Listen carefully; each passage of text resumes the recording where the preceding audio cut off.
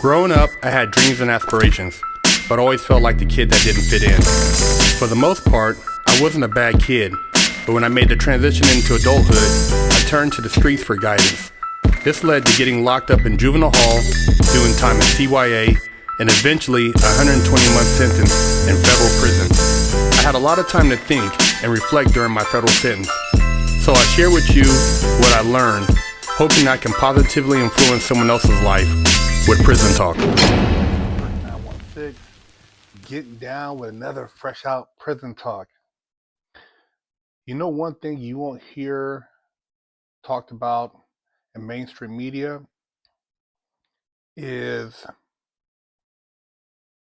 the endorsement of criminal behavior,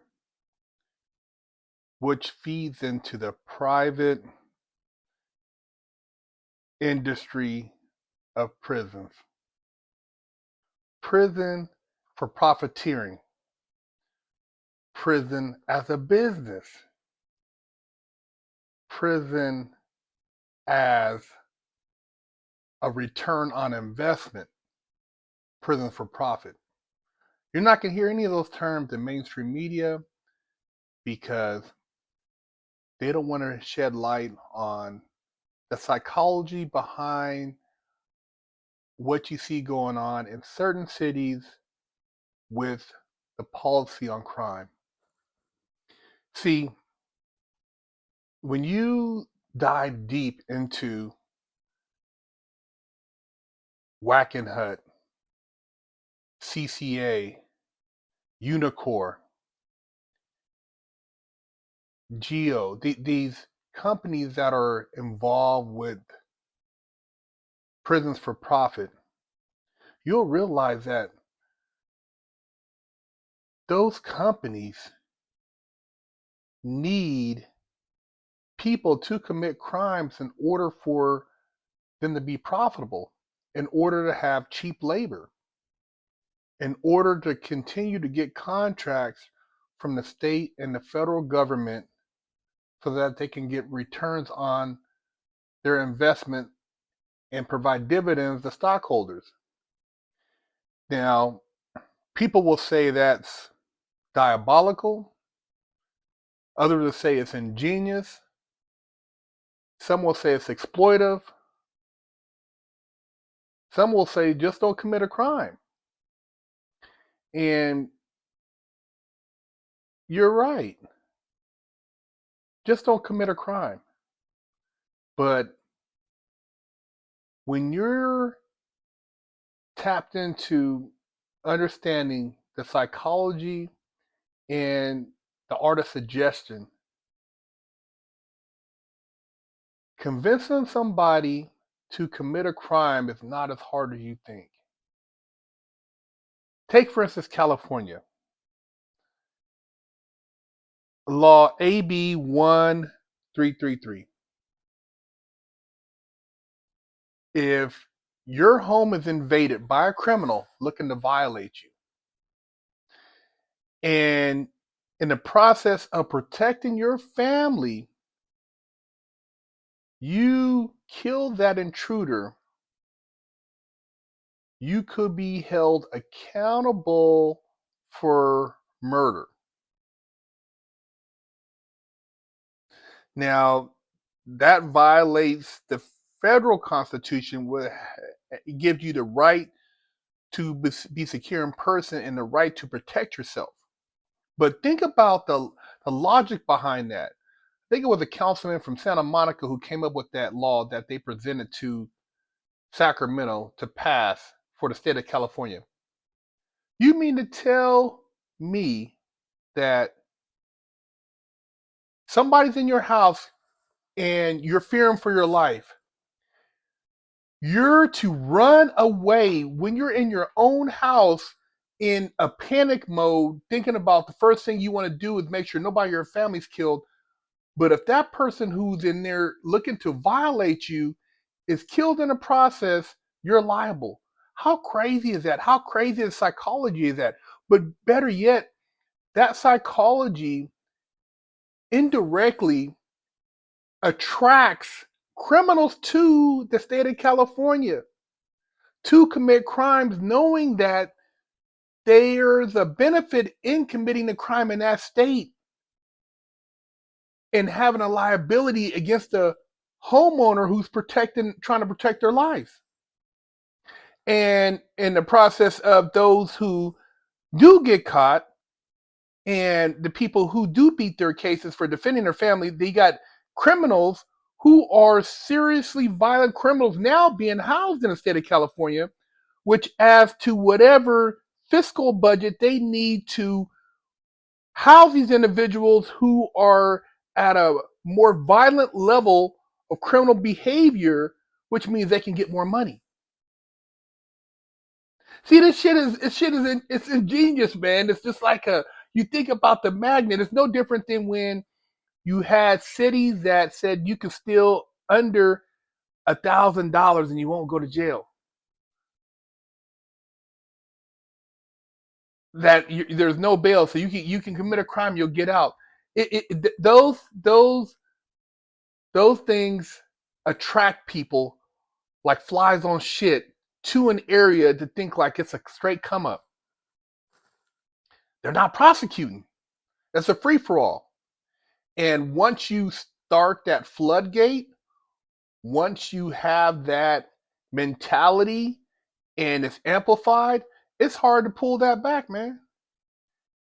But they're not trying to pull it back because it's a business, and that business will allow them later on to fund other areas in the form of maybe increase police budgets, prison budgets, but really they're not really increasing the police budgets because they want most of the people to get away so that they can say now they got a problem that they actually created. You see how the psychology of those people, oh, we got a problem now after when somebody important gets killed or their family gets hurt, then it's going to be, oh my God, what are we doing? But this is the stuff they talk about, but this is part of the prison business. That's no different than allowing a floodgate of drugs to infest the city and allowing open drug markets for people to get high and just do what they need to do in public. This is a bigger picture because those people who are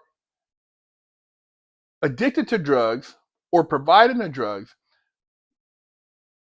who are feeding into whatever psyop is going on, when they do get arrested for maybe committing a crime to feed their drug habit, or somebody gets arrested for selling drugs and somebody overdoses, these people go to prison in these states and they feed into the prison industries because they will go in there and they will work.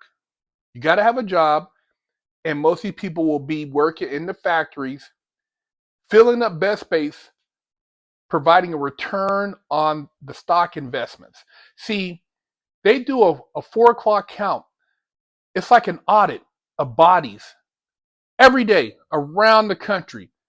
And that's how they know how many people they got locked up and what that count represents. If you take a warehouse of goods and you have a bill of lading and you have an accounting for all the goods in that warehouses, those goods are a return on investment. So those investments have to be accounted for, and in order to be profitable, you need to have people coming into these places.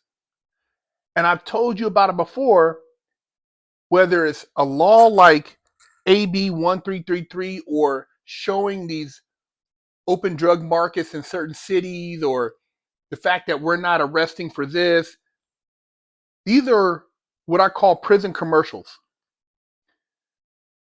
And psychologically, it triggers certain behavior, which, you know, they say at the end of the day, well, you didn't have to go commit the crime, but certain people in certain areas, and I'm not justifying these people, but they're most susceptible to this type of stimulation, this form of what I call um, uh, insightful behavior. This for them is only a step away, so it's easy. It's easier for them to take on this behavior and then later on be like, wow, what am I doing? But the thing is, these people who maybe are prone to the suggestive behavior and the conditions they're in, it's not much different than the conditions in prison. They go from being on the street in an environment where maybe they felt they were somewhat impaired to now going in prison, having certain resources being taken care of for them, which in a sense feels to them like they're having value, and they're perfectly content in those environments working and providing indirectly to the prison system, but feeding into the whole profiteering of criminal behavior. It's a lot bigger than what people think, man. I sit back and the reason I come to this conclusion is when you think about what you see as far as now a lot of the guys with the cell phones in prison, they're doing spreads, they're doing videos, they're going viral. A lot of young people think, well, wow, man, if I'm in prison, I do videos, I go viral. I'm doing spreads, I'm in there with the homies. It's no big thing. What is a couple years on the street? I mean, I'm young, I can do that. I mean, I'm in there, I can hustle. I seen the homie up in there. He had a stack of money, a wad of cash, and he's balling, he's getting high. That's the mentality now. And that mentality is a prison commercial that serves a purpose because the United States of America incarcerates probably more people than any other country. And there's a lot of what I call subliminal suggestive advertising, which in certain neighborhoods, certain environments, people are more susceptible than others. But it's a business. And I've seen these guys in prison and they're perfectly content. You might see them getting dressed up on Saturday and Sunday to go get a visit.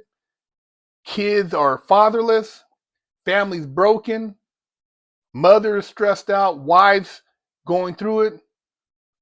And for them, playing basketball in the rec yard, dominoes in the unit, watching basketball, that becomes normal behavior, man. And it's a crazy cycle when you look at it.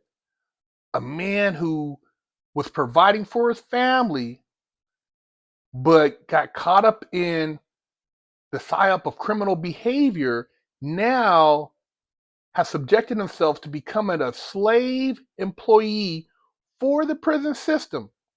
Now he's, serving time for what was a criminal behavior and is paying his debts to society. But when you look at this person inside prison and you think about, well,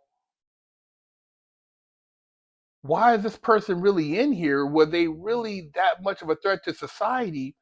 And could something have been done so that there wouldn't have been this situation which resulted in this person going to prison? It kind of makes you think like, who's manipulating what? Or is there any manipulation, or is it just a mind state? The shit is deep, man. The shit is deep when you really look at it, right? Because if you think about like rehabilitation, and if there were things that were provided to enhance or elevate a person's consciousness in job skills and awareness to where they became a more of a valuable asset and they contributed back to their community. So rather than leaving prison with a certain type of mentality of, you know, F the system, I got the wrong end of this situation. They're very angry, very spiteful, but they got out feeling like, wow, man, I changed my life and I'm gonna go out here and be productive. Now, if that happened and that cycle continued, you would have less and less people in that prison that held, 2,000, 3,000 people.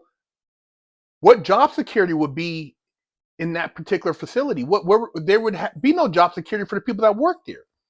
Those people that work there are depending on people committing crimes, coming back to prison, or people coming into prison in order to keep their jobs.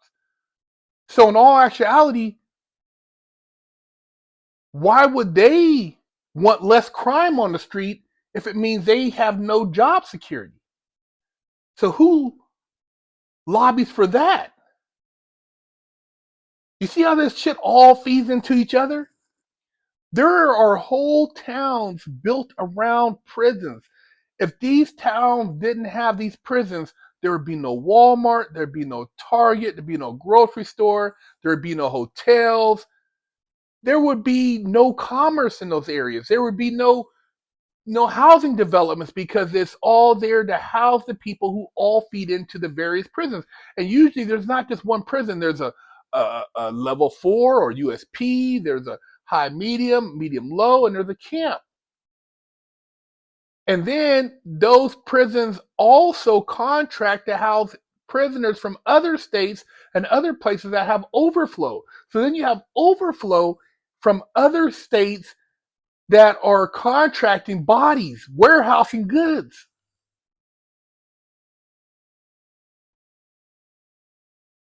I felt like I was a straight sucker when I was up in there because I got played into that. And when I started seeing the big play, I'm like, oh man! And the first, first thing they tell you, if you got a job skill, you know how to type, you're good on a computer, you can get a job in the factories and Unicore, and you can make 300 something bucks a month.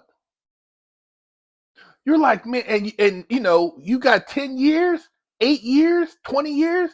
You think about it, 5 years, a year, but you're going into prison after you had your freedom for doing something that duped you into taking whatever chances, and now you're gonna go work for 300 bucks a month, 400 bucks a month, 8 hours a day, and sometimes overtime, and be happy with that, and that will become your reality. Think about how crazy that is. And there's a lot of guys that do it. They do it for 20 years. I've seen guys work Unicore 15 years with no pension. They ain't got no pension plan. They ain't got no 401k. Get out, and your whole time was spent in Unicore, and maybe on the weekends you had time to study a few other things, but you're gonna save. The thing is, they trick you. Oh man, you get a Unicorn to save your money. You get out with a couple thousand after 20, 30 years. That's what a lot of guys spend their time in, and that's what they push is those factory jobs. Some guys are in they're in a waiting list to get into those factories and work those jobs, man, in prison.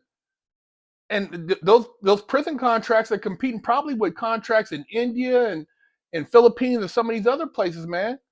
A lot of those prison jobs, they're privately contracting with corporations on the street for pennies on a dollar. So do you think they really want to stop crime? Do you think they want people to be more productive in the communities? Why wouldn't they? They said it costs, what is it, roughly like 70,000 a year to house somebody in prison, feed, clothes, shelter. Why wouldn't you invest that into the educational system in the communities that are most impacted so that those communities would have more productive citizens, which would result in less incarceration and recidivism and more community buildup? Why wouldn't you invest that 70 grand into that? If you invested that into all the young people in that community would become more profitable. safer, more productive. There would be more taxes generated for the city in exchange, where now you have an elevation of a whole neighborhood, community, whatever you want, city, less incarceration. But stock prices will go down on those stocks. Unicorn lose those contracts, they start shutting down prisons, man. That's profit loss right there. This shit is deep, man. Do your homework. Look up Unicorn. Look up CCA. Look up Wackenhut. Look up the contracts that these prisons have for private goods that are made in prison, and look at what the average guy in prison is making as far as wages. And I'm not trying to sit here and act like, oh man, you go to jail, you got what you got coming. Yeah, that's fine. I agree. You do wrong, you go to jail, you pay your debts to society, you hurt people. There's a consequence there. You got to have accountability. But what I'm saying is that before you even get to prison, and we talk about like certain policies that certain places put in play, they're by design set up to suggestively get people to do certain things so that they will eventually go to prison and feed into the system. So it's a big play being made. The system is set up for a big play, and most of the people who fall into that are uneducated minorities in impoverished areas who aren't able to discern the psychology behind what's being played out on a bigger game board. The laws and everything else, and what they're hearing from the homies, because these guys, they hear, oh man, so and so got away with a lick. Oh, so and so got away with oh man, he came up on the roll, he came up on this. And so you got youngsters hearing that, and they're like, well, man, we could do the same thing. We can go pull licks, get away with this, and man, but see, that's all they want that to go back, because that conversation breeds the next generation of criminal, which feeds back into the prison profit system and cheap labor. Those guys, they're not going to be working on the street. They'll be working in prison, though. Believe that, because they don't have no money on their books. They're not in there. They barely know how to as far as read and write, because the test scores in their schools have been tampered with to the point where they've been dumbed down, and they don't know what their indictment says, so they don't understand the laws. And they're getting public defenders, so they're going right through the system into the gauntlet. But that's the game, man, and that's only part of it. I'm just sharing with you guys because I've sat back and just analyzed this. I've studied it. I've looked at what's going on. I've seen guys in prison, talked to different levels of criminals, and try to figure out myself the mistakes I made, the psychology, how you buy into certain ideas, why do you entertain certain ideas, what type of mind state do you have to be in to want to go rob something, steal something, hurt somebody, talking to people, what are their regrets, what are their guilts, upbringing, what are all the things that lead to a person ending up in prison. Something to think about, man. I try to keep you guys laced up. I hate to see young men throwing their life away when they could have been productive people on the street, only to go to prison, become slaves of the system, and then leave other young men out there to follow in their same path because they're fatherless and they have to learn the hard way. So let me know what you guys think. Leave a comment, share the channel, and just think about what I said, the whole picture, the laws in a lot of these cities, how they're passed, and look at the numbers as far as the rest, and look at the contracts with the prisons and how much money is being made housing these individuals, and how this is a big business, man. There's a big business in this, and some people, they don't care. They figure their kids get in trouble, they can pay to get them off, or they got money, they're not going to be subject to this. But on another end, there is a lot of people who don't have those resources and who are subject or more susceptible to this big psyop. and they get pulled into this behavior and get caught up, and before they know it, they're in prison working for slave wages, slave labor, and they're contributing to the job security of these private institutions that are for-profit institutions. Big Herc 916.